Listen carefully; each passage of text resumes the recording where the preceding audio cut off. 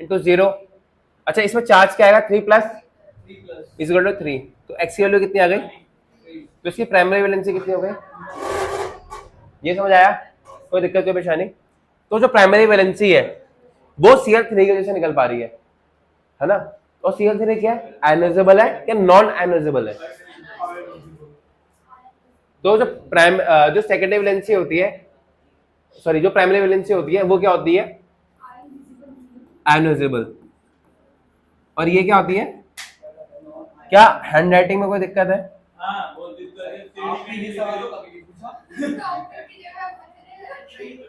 क्या समझने में कोई दिक्कत है।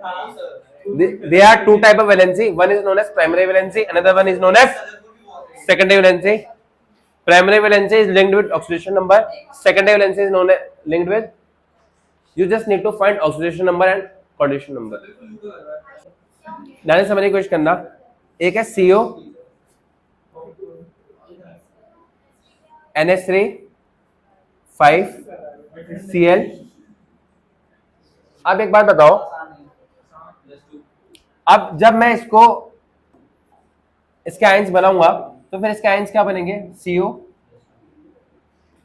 NH3 whole 5 Cl plus 2 Cl, ठीक है। और इसका ऑक्सीडेशन नंबर क्या आएगा, अच्छा इसमें +2 आएगा ना,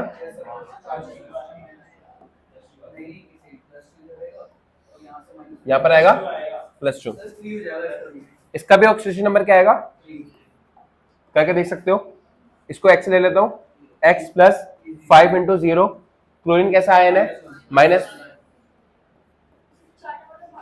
हाँ मार दो, पहले मार दो, पहले ये कर लो।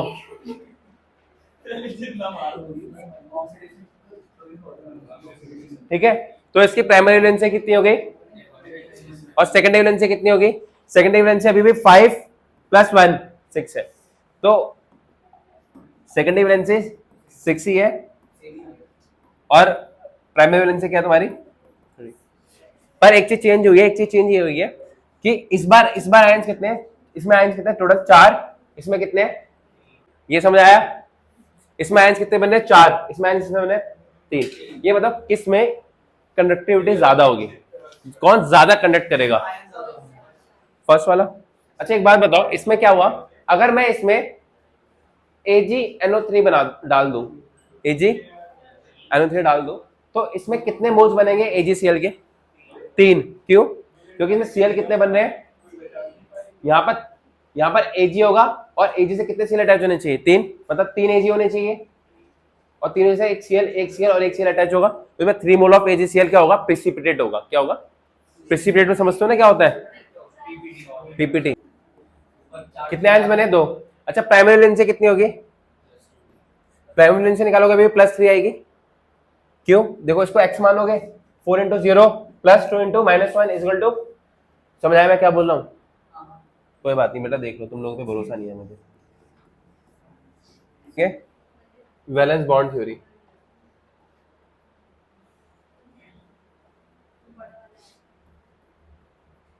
तुमने हाइब्रिडाइजेशन पढ़ा हुआ क्लास 11 के अंदर,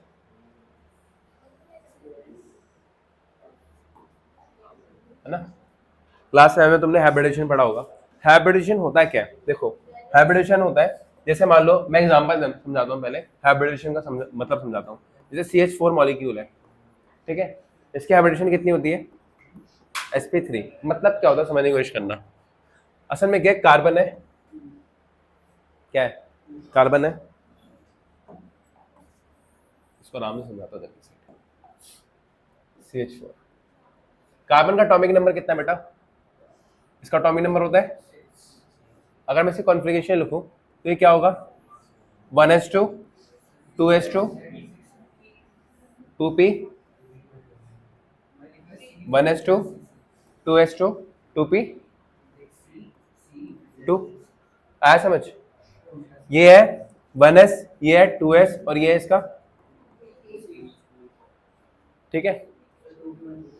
अब होता क्या है, क्योंकि इसको 4 हाइड्रोजन मॉलिक्यूल के साथ क्या बनाने है, कोवेलेंट बॉन्डिंग बनानी है, क्या बनानी है, कोवेलेंट बॉन्डिंग बनानी है।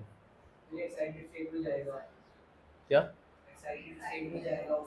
हाँ, फिर क्या होगा इसका, अगर अगर मुझे क्या चाहिए, हाइड्रोजन आएगा, हाइड्रोजन एक इलेक्ट्रॉन देगा, हाइड्रोजन क्या करेगा, एक इलेक्ट्रॉन देगा। तो हर एक ऑर्बिटल के अंदर कितने खाली होना चाहिए, सिर्फ एक इलेक्ट्रॉन होना चाहिए। क्यों, हाइड्रोजन एक देगा तब जाके क्या हो जाएगा, वो डबल हो जाएगा। तो मैं क्या करूंगा कि इसमें से एक इलेक्ट्रॉन उठा के, अच्छा कितने हाइड्रोजन आने हैं, 4, तो कितने इलेक्ट्रॉन आएंगे, 4, स्पेस भी कितना होना चाहिए, 4 के अंदर। तो इसमें से एक इलेक्ट्रॉन उठ के यहां आ जाता है, तो ये क्या बन जाता है,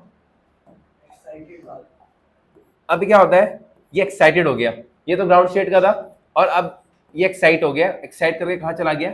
तो बिल्कुल ध्यान से समझना, जो इनकमिंग इलेक्ट्रॉन्स होंगे वो तो कहीं पर भी जा सकते हैं ना, पर 2s की और 2p की एनर्जी अलग अलग होती है। ये बात समझना कि ये जो 3 इलेक्ट्रॉन्स है इनकी एनर्जी सेम है, क्योंकि सब ये भी 2p का ऑर्बिटल है, ये भी 2p का ऑर्बिटल है, ये भी 2p का, पर 2s और 2p के बीच में एनर्जी का डिफरेंस होता है। देयर इज अ रूल, इसके लिए n की वैल्यू 2 है, इसके लिए n की वैल्यू 2 है, दोनों का n की वैल्यू 2 है, बट इसके लिए l की वैल्यू 0, इसके l की वैल्यू 1 है, उसकी एनर्जी थोड़ी ज्यादा होती है। तो होता क्या है, क्योंकि मुझे चाहिए इनकमिंग इलेक्ट्रॉन से तो कोई दुश्मनी नहीं है, तो ये क्या करते हैं कि चारों आपस में इंटरमिक्स्ड होते हैं, क्या होते हैं, और 4 नए ऑर्बिटल्स देते हैं, और चारों नए ऑर्बिटल्स क्या है, sp3 हाइब्रिडाइज, मतलब चारों ऑर्बिटल्स के हाइब्रिडेशन क्या होता है, mixing of orbitals to form new orbitals having same energy. ठीक है, ये जरूरी होता है ताकि जो लिगेंड्स है उनके लिए सारे सेम एनर्जी के रहे। आए समझ, कोई दिक्कत कोई परेशानी। बट जब तुम डी ब्लॉक में पढ़ोगे, डी ब्लॉक में लिगेंड ए इलेक्ट्रॉन नहीं देता, कितने इलेक्ट्रॉन देता है, 2, कितने देता है, 2। तो उसके अंदर जब हाइब्रिडेशन चाहिए मुझे, तो मुझे हाफ फील्ड नहीं चाहिए, मुझे पूरा खाली चाहिए, रूम पूरा खाली चाहिए। ये सिंगल आदमी नहीं है, ये कपल है। लिगेंड जब मैं डी ब्लॉक की बात करता हूँ, जब मैं कोऑर्डिनेशन कंपाउंड की बात करता हूँ, तो लिगेंड कितने इलेक्ट्रॉन देगा, वहां पर कोवेलेंट बॉन्डिंग नहीं बन रही है, समझ रहे हो तुम। कोवेलेंट बॉन्डिंग में क्या होता है, एक मेरा एक तेरा, तो एक कार्बन का अपना रहेगा और एक ले रूम खाली छोड़ रहा है वो।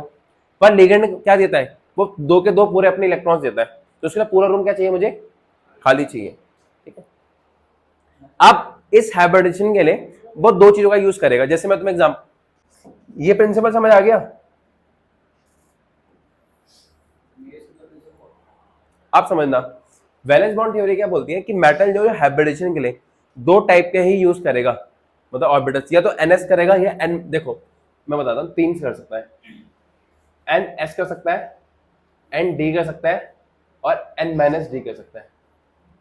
एग्जांपल दो,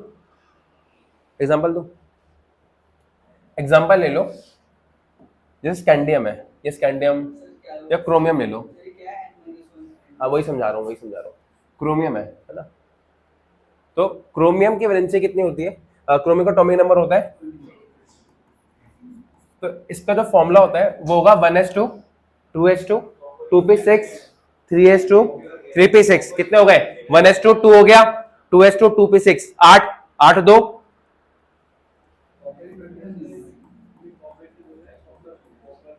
कितने हो गए, 10।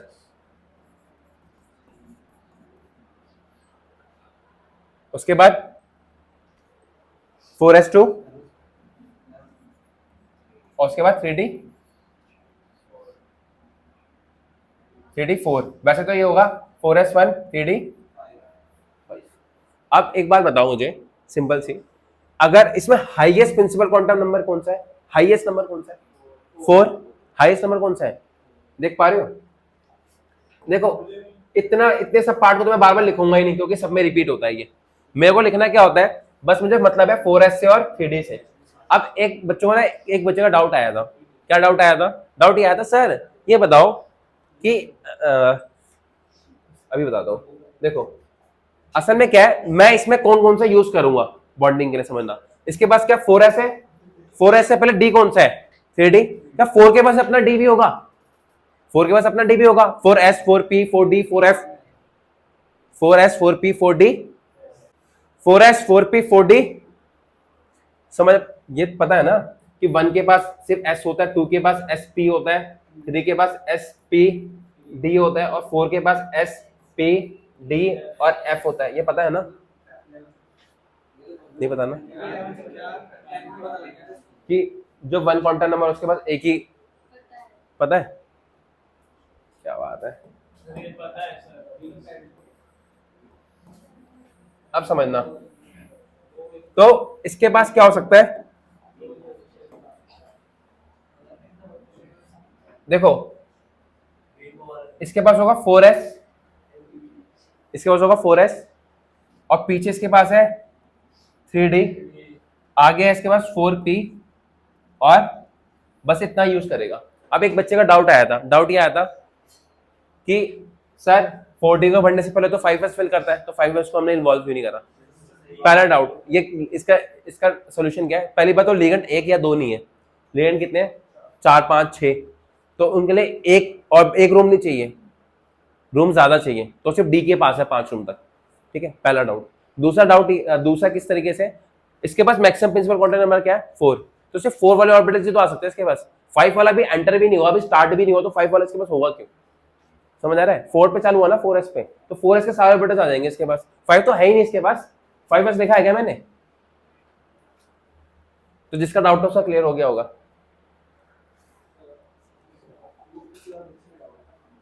ठीक है, अब द थिंग इज कि देखो अगर मैं मैक्सिमम, जो मैक्सिमम वैल्यू है उसको मैं n बोल देता हूं, ये क्या हो गया तुम्हारा n,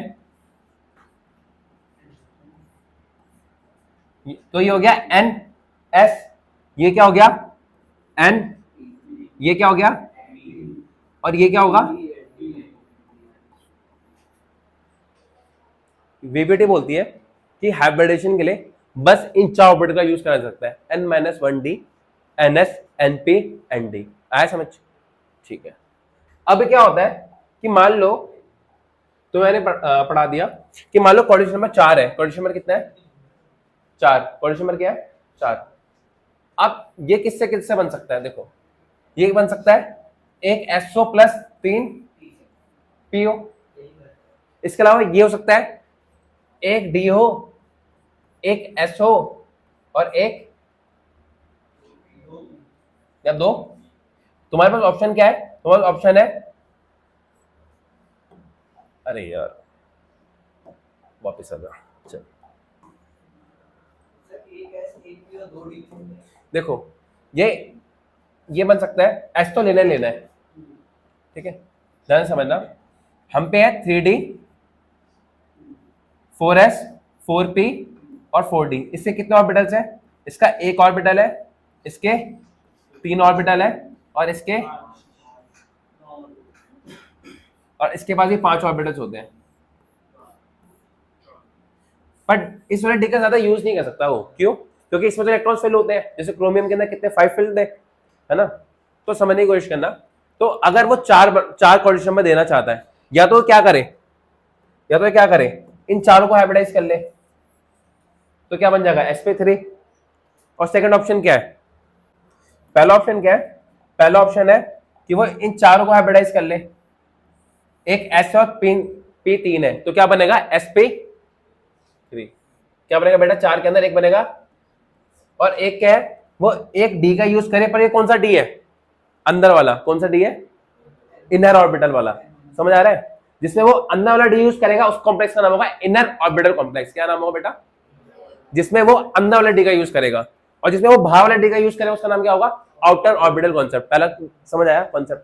अब ये कैसे डिपेंड करेगा, मतलब ये कैसे पता चलेगा कि अंदर वाला डी यूज करेगा बाहर वाला डी यूज करेगा, ये सब कुछ डिपेंड करेगा किस बात पे, लिगेंड पे, किस पे डिपेंड करेगा, अगर लिगेंड स्ट्रांग है तो अंदर वाला करता है, और वीक है तो बाहर वाला करता है।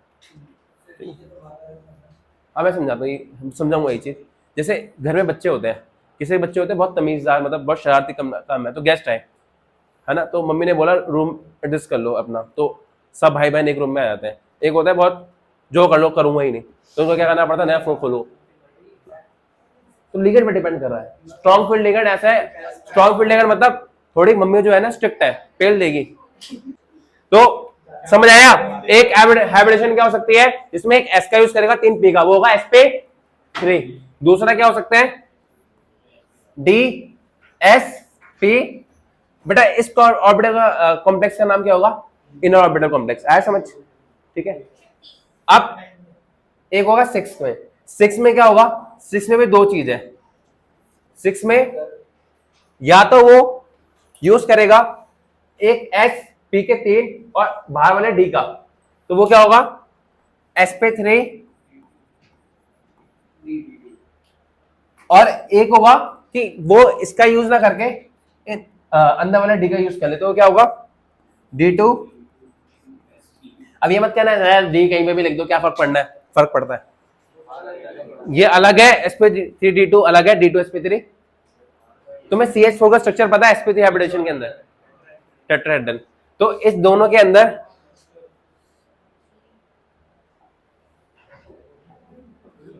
इन दोनों के अंदर और 6 के अंदर क्या होता है पता है, ऑक्टाहेड्रल।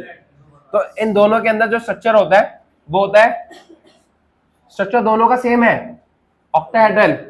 इसमें कौन सा कॉम्प्लेक्स बनेगा, आउटर ऑर्बिटल, और इसमें कौन सा बनेगा, जब sp3 हाइब्रिडेशन होगा तो जो ज्योमेट्री होगी वो होगी,